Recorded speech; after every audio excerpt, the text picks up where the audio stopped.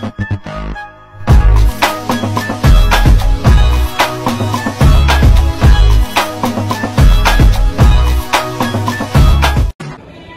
teman-teman, kami dari kelompok 3 yang beranggotakan dengan saya sendiri, Kak Valera Heriadinisa. Saya Andrea Sataria Sabila. Saya Andi Fauzan. Saya Giats. Saya Nobel Kueng. Saya Royan Muhammad Rizky.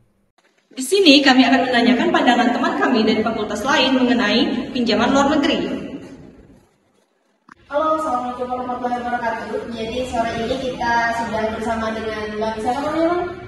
Rian. Iya, Bang Rian. Terima kasih Bang Rian.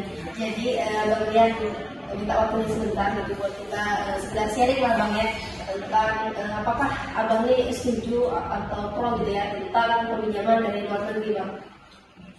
Dan saya, kalau saya itu pro terhadap pinjaman luar negeri. Kenapa? Karena kalau kita lihat historinya, Indonesia baik itu pada masa Orde Lama, Orde Baru, bahkan sampai sekarang itu melakukan pinjaman luar negeri.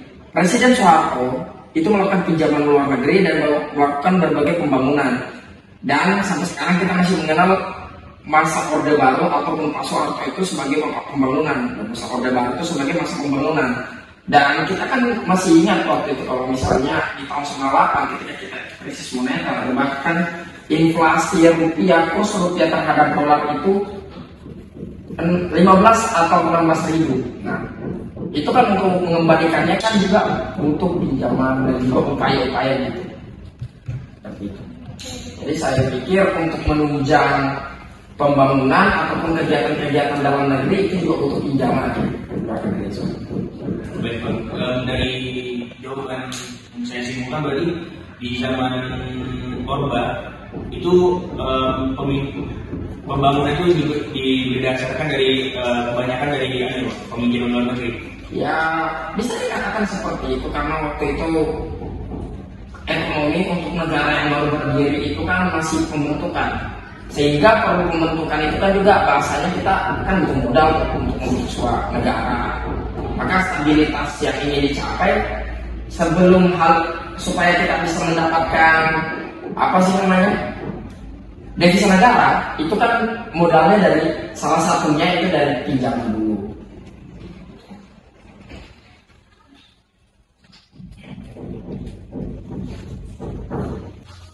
Berarti menurut Abang peminjaman luar negeri ini dampak positifnya sangat signifikan ya Bang? Bisa dikatakan, saya pikir seperti itu. Kita misalkan ambil contoh, pinjaman luar negeri itu kan bisa didasarkan atas pinjaman kepada negara lain, ya kan? Kan track record kita itu seperti itu tuh. Ada beberapa negara yang kita kenal, negara kita itu meminjam kepada negara misalnya Cina, Singapura gitu. Dan untuk lembaga dunianya itu kan ada International Monetary Fund atau IMF. Itu lembaga bawahan PBB yang memang berfungsi untuk mengatur moneter dunia. Itu bisa meminjamkan itu kepada negara-negara. Jadi contoh signifikannya ada beberapa hal yang positif. Satu, masih ingat di 2018 Indonesia melaksanakan Asian Games. Di tahun tersebut Asian Games itu bisa dilaksanakan karena salah satunya adalah pinjaman. Kemudian pemilu 2019, data dari Kementerian Keuangan waktu itu, data dari KPU juga menyatakan bahwasanya dana yang digunakan di dalam pemilu 2019 itu sebesar 10 triliun. Dan gimana kita bisa mendapatkan hal tersebut? Bahkan ketika kita hanya menggunakan APBN saja itu menguras berapa persen gitu. Bagaimana kita mengakomodir untuk permasalahan yang lain, itu baru pemilu. Dan juga itu dari pinjaman kita juga lihat kalau misalnya di perkiraan sekitar 23 sampai 30 triliun dana yang akan kita pakai pada pemilu 2024 nanti. Dan teman-teman juga bisa melihat pembangunan jembatan ataupun jalan tol di masa kepemimpinan Jokowi Ma'ruf ini, itu pun juga menggunakan dana asing. Dan juga kita nggak bisa menjadikan IKN seperti negeri yang kita impikan atau ibu kota yang kita impikan kalau misalnya nggak berpatokan terhadap investasi maupun pinjaman asing. Saya pikir seperti itu. Terima kasih, itu mungkin dari pendapat Bang Rian ya. Dari mungkin tadi Bang Yani dari Fakultas Hukum ya Bang? Fakultas Hukum. Sekarang semester berapa? Saya semester 7 sekarang.